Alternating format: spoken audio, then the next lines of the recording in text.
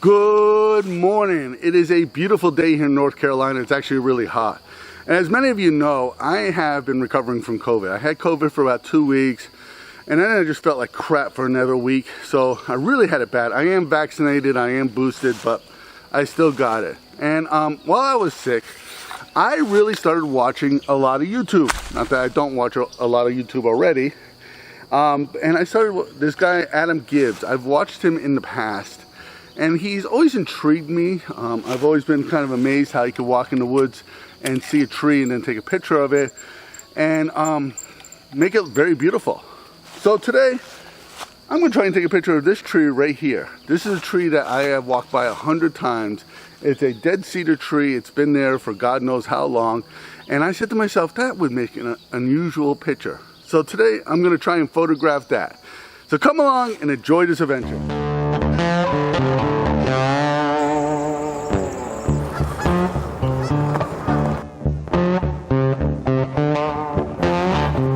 So I've been walking around this tree here with my cell phone taking pictures of the tree, and the great thing I like about using my cell phone is that I can really take a good look at the picture on the back of my cell phone. The screen on my cell phone is much bigger than the screen on the back of my camera, and to tell you the truth, the screen on the back of your camera is not designed to be able to make critical decisions about your photography. You can't see a lot of detail or anything like that. There's a white-eyed vireo singing right over here, taunting me into going over and chasing it. But anyways, this tree here, I think this angle that I'm at right now is the best angle because the sun is rising right here. It's actually coming up pretty fast. Well, actually, I guess it's not coming up any faster than it does on any other day. But I want to get these pictures taken, and I decided that this angle was the best angle. I get the most light on it, and I think this will be what will be the most productive angle to take a picture of. And to tell you the truth, this is 100% out of my comfort zone. I am really doing a lot of guesswork at this point here because I've never done this before. I mean, I've done some landscape photography, but I would say that most of my landscape photographies are what I call postcard photography, where you take a really nice sky with a blue sky. I've never really got into the whole dark, moody kind of landscape. So pushing yourself out of your comfort zone will really make you a better photographer. That's what I keep on hearing anyways. We'll see what happens today. All right, the first picture I'm taking today is a straight on picture. I'm photographing this picture. I'm standing on the east side of the tree, pointing the camera straight at it. I'm shooting it in portrait mode. I got the camera locked down really stable and kind of leveling it to the tree so the tree looks straight. And I'm shooting at f11, ISO 100, and that's going to give me a shutter speed of 13 seconds. I've never photographed anything in a forest at 13 seconds. I'm just thinking about, the wind's not blowing. I don't feel any motion going on here, but I can't imagine for 13 seconds something's not going to fly into the scene, or the branches aren't going to move, or there isn't going to be some kind of movement for 13 seconds. We'll see what happens here. 2-second timer. And if this picture is any good at all, I'll show you.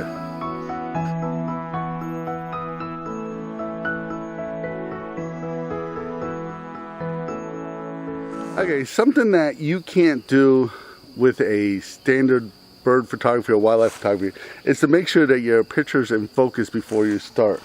So if you go to live view on your camera here and you push the magnifying glass, it will zoom in. Now on my camera, it will zoom in twice. You get there and you can zoom in twice to see if your subject's in focus.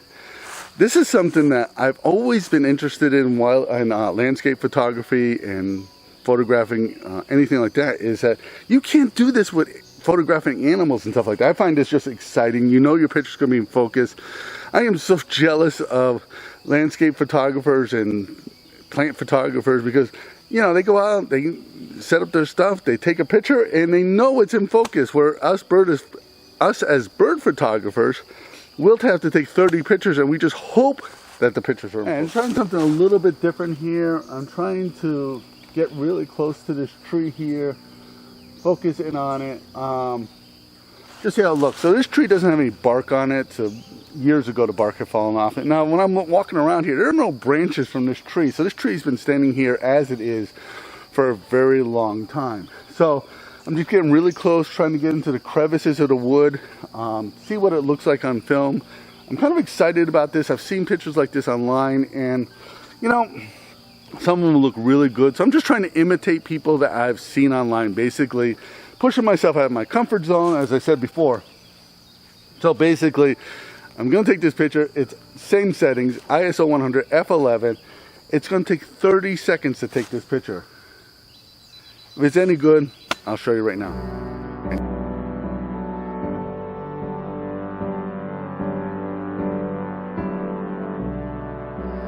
Well, I have to tell you that one of the things that's making this shoot very, very hard for me is that there are white-eyed vireos singing here, red-eyed vireos, Acadia flycatchers all flying around me, calling.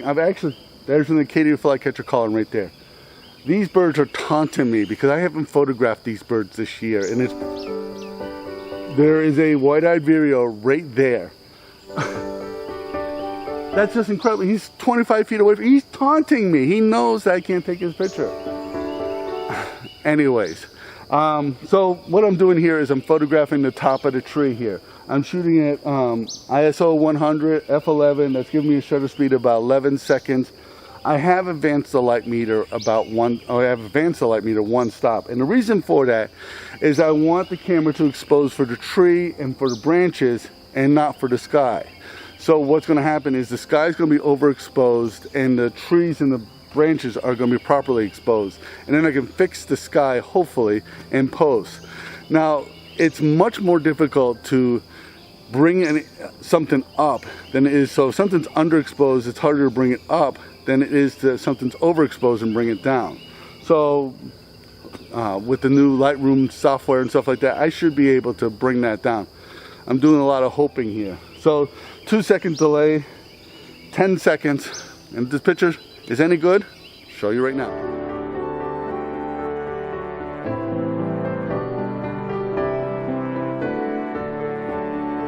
Well, I have to tell you, this has been really hard for me. I am really wrung out. I think the COVID really knocked the living daylights out of me.